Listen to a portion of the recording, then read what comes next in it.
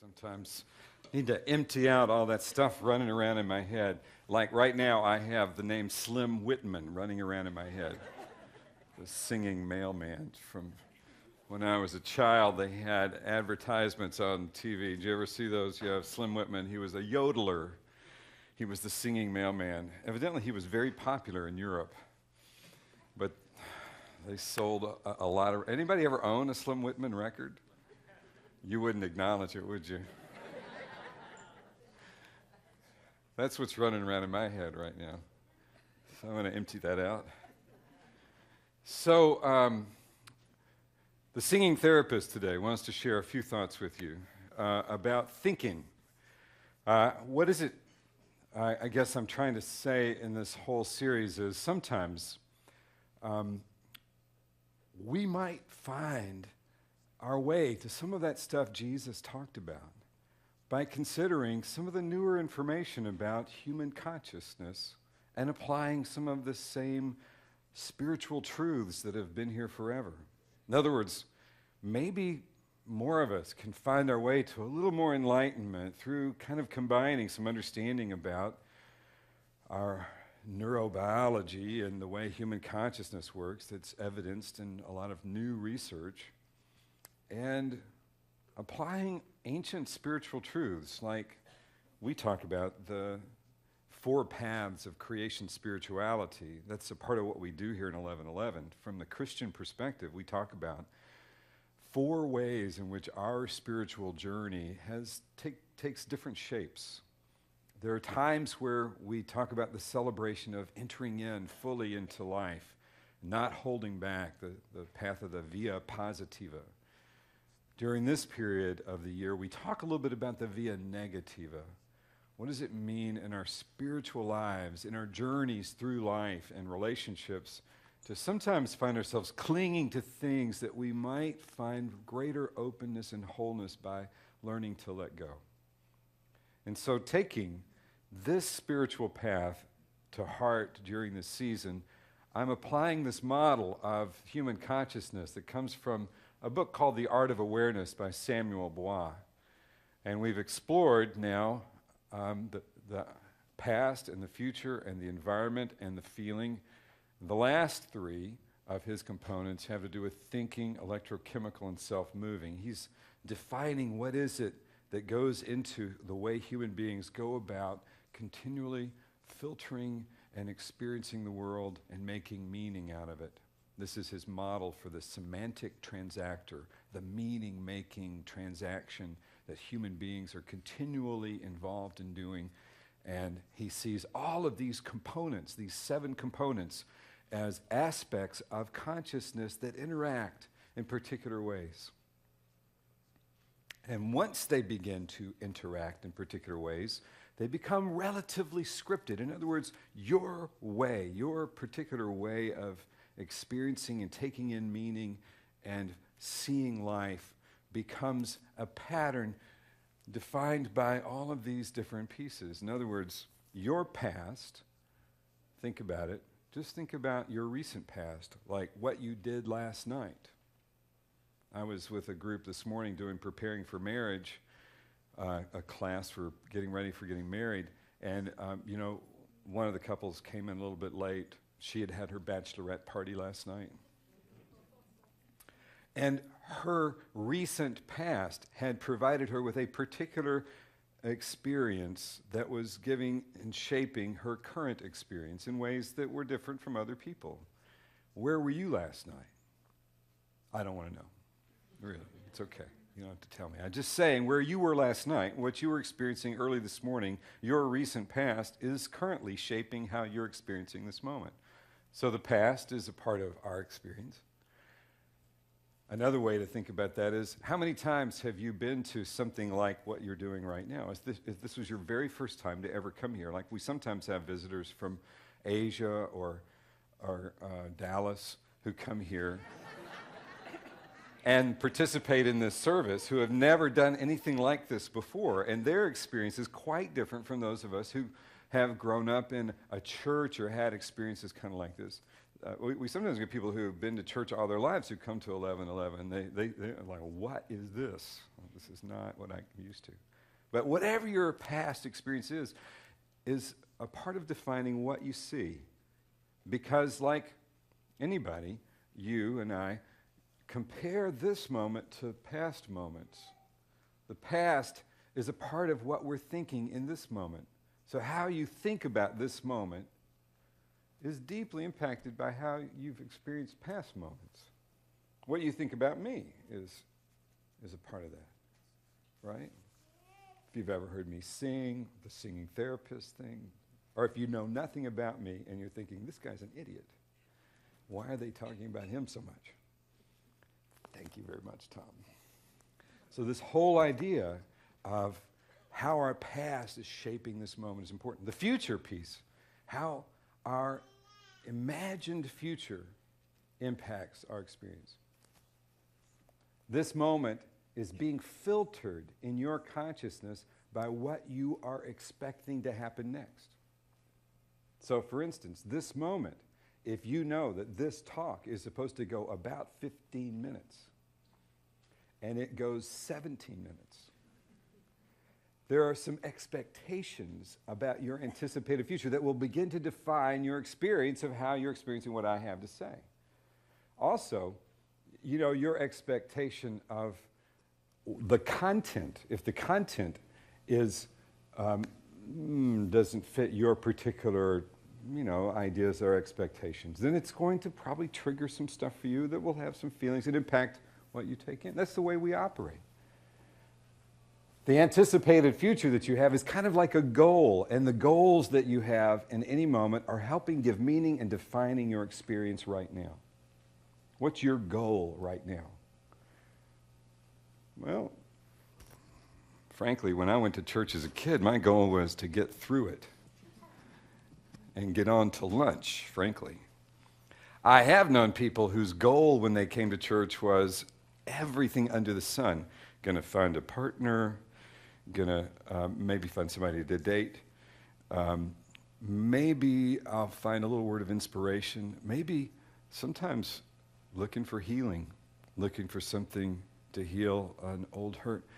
People come into this room with so many different goals, don't they? Their anticipated future, what they're wishing for. How does that define how you see what happens in the room? It's whether or not it meets what your particular need or desire is. And then we talked about the environment shaping us. And then we talked about feelings last week, how feeling, what we feel is a pattern. My point in kind of going back over some of that is just to say this. What Bois suggests is that all of these are continually working together. And you can't really take one piece out of the mix and say, I'm just a thinking person. What you are thinking is impacted by what you are feeling and what you're expecting and what you have experienced. So there are times when what we are thinking gets really stuck, not only just as individuals, but as a culture. I mean, really, if you kind of read history, you can see epics. Dan Manning is a student of history, and I'll bet you he could probably lay out for you in ways I couldn't even begin to verbalize. Epics where what people were thinking had become kind of a stale spot where until something fresh and new came in, there wasn't anything that could change. And that happens for us individually and as a culture. Look at our institutions today. Schools, prisons, government. We're living, I believe, on the cusp of something that has to change, some new evolutionary leap that has to happen in our capacity to perceive things, to see things differently. But maybe your life is in the same space. Maybe your life is also at a place where you're in need of that evolutionary leap to happen for you. Often we find ourselves ruminating, thinking through the same things over and over again, as if we can't get those bells to quit ringing in our heads. It's like the same thing over and over and over again. You ever find yourself in that spot, what I want to suggest for you for a moment today, if you don't think that the way you think about things has become a scripted, boxed kind of experience, then consider just asking yourself one question. Just for a moment today, ask yourself, what is it that I never think about? What is it that I just never allow myself to think about?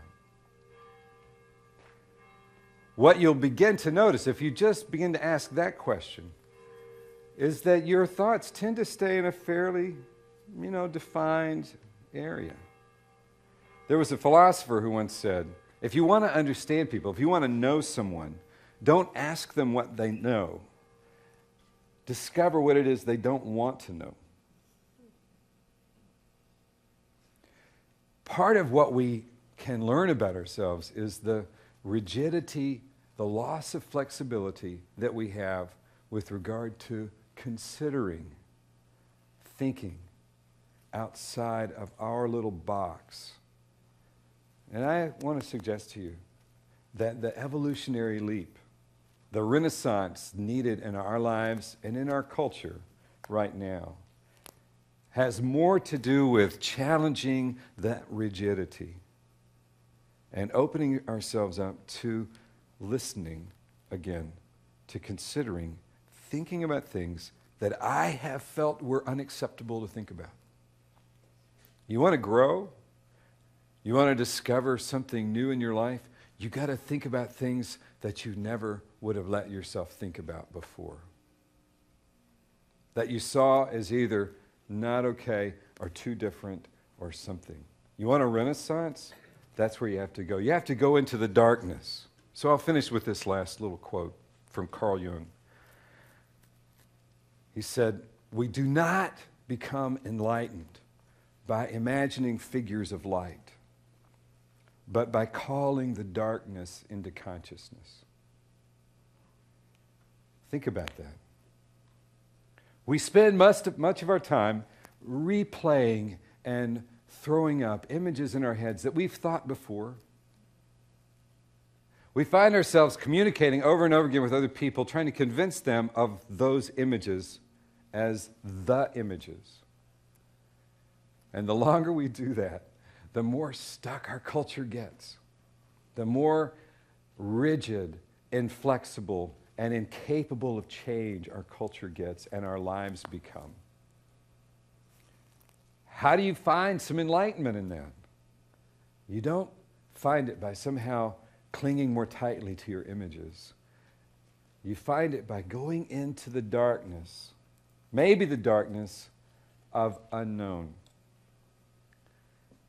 And to be able to say, I don't know, is part of that unknown.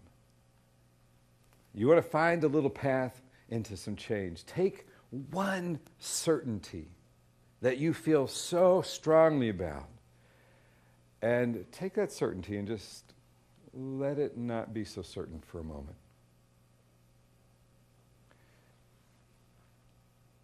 We use words as a way to hold things tight. Sometimes we use them to run away from our own sense of ambiguity in life, as if to stare up at the sky and to not know what those lights, what those things up there are called, would be too overwhelming. And so we call them stars and we name them in constellations. To let go of the names and just have the experience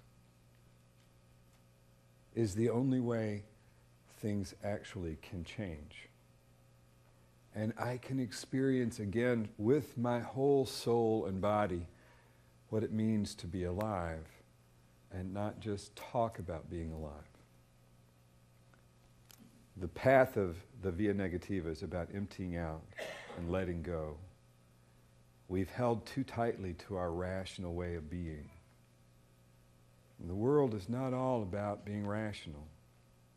Sometimes it's about immersing yourself in the experience and letting it just be.